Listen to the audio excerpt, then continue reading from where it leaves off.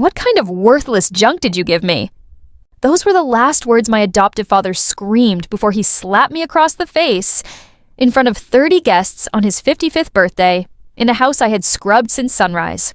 By midnight, I was sitting in a stranger's car, and 5 words from him would destroy 18 years of lies. My name is Claire. For most of my life, I was forced to answer to Emily Higgins. I grew up in Walter and Deborah Higgins' house, sleeping in a windowless storage closet on a mattress pulled from a curb, while their real daughter Brittany had a queen bed and a credit card that never declined. I cooked, cleaned, and worked a diner job since I was 10, told every day to be grateful for a roof I paid for with my own labor. That night, I gave Walter a leather wallet I'd saved 3 months to buy. He held it up like evidence at a trial and screamed that it was junk. When I tried to explain, he struck me so hard a champagne glass shattered on the patio. Only one guest, an elderly neighbor named Eleanor, stood up for me. Everyone else looked away, including Deborah, who shut the curtains as I walked out the front door with a backpack and a bruise. 2 miles down a dark road, a black SUV pulled up beside me. A man stepped out, shaking, with eyes the exact same hazel green as mine. "I believe I am your biological father," he said. His name was Thomas Bennett. My real mother, Susan, had died in a car crash when I was 2. Thomas had been badly injured, unable to even hold a pen, yet the court had a signed document surrendering his parental rights. He never signed it. He'd spent 18 years and everything he owned searching for me. That night, I pulled out an old envelope I'd found in the trash a year earlier. A state document showing Walter and Deborah had been paid $810 a month for my care for 18 years. Nearly $175,000.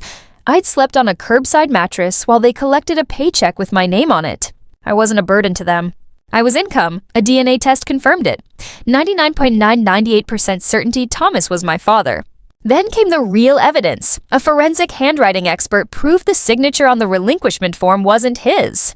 A bank record showed Walter had wired $5,000 directly to the caseworker who handled my case. 6 days before my adoption was finalized. My entire identity had been bought and sealed for the price of a used car. In court, Walter arrived certain this was a formality. He wasn't ready for the DNA results, the forensic report, the financial records, or the social worker who testified that my living conditions were textbook neglect. He wasn't ready for Eleanor's testimony about the slap. And he definitely wasn't ready for what happened next. Deborah stood up, unprompted, and confessed that she had written that $5,000 check herself and had known exactly what it was for. Walter shouted that after everything he'd done for me, this was how I repaid him. The judge silenced him. Then she spoke the words I'd waited 21 years to hear. The adoption was void, obtained through forgery and bribery. Walter and Deborah were ordered to repay $174 through $960 to the state, and the case was referred for criminal charges: forgery, fraud, child neglect. My name was restored on the spot. Claire Bennett. Outside, Brittany caught up to me, mascara streaked, claiming she never knew where the money came from. I told her I hoped she found out who she was without it.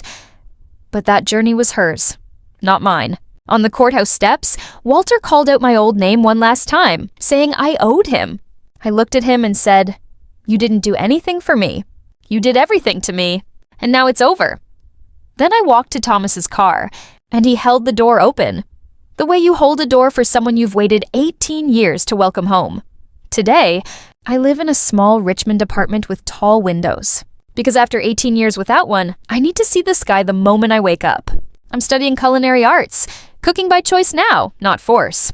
Every Sunday, Thomas makes overcooked salmon and burnt garlic bread and sets the table for 2 without fail. Walter and Deborah await trial. Brittany got her first real job. And every Thursday, I sit in therapy slowly learning to trust my own voice. This was never about revenge. Revenge wants someone to suffer. I only wanted the truth turned on, like a light in a room that was always dark. If you've ever been tolerated instead of loved, made to feel grateful for mistreatment, hear me. You were never the burden. The people who made you feel small were carrying debts they put on you because you were small enough to carry them. You deserve your own name. And family was never paperwork. It's the person who holds the door open and never asks you to be grateful for it.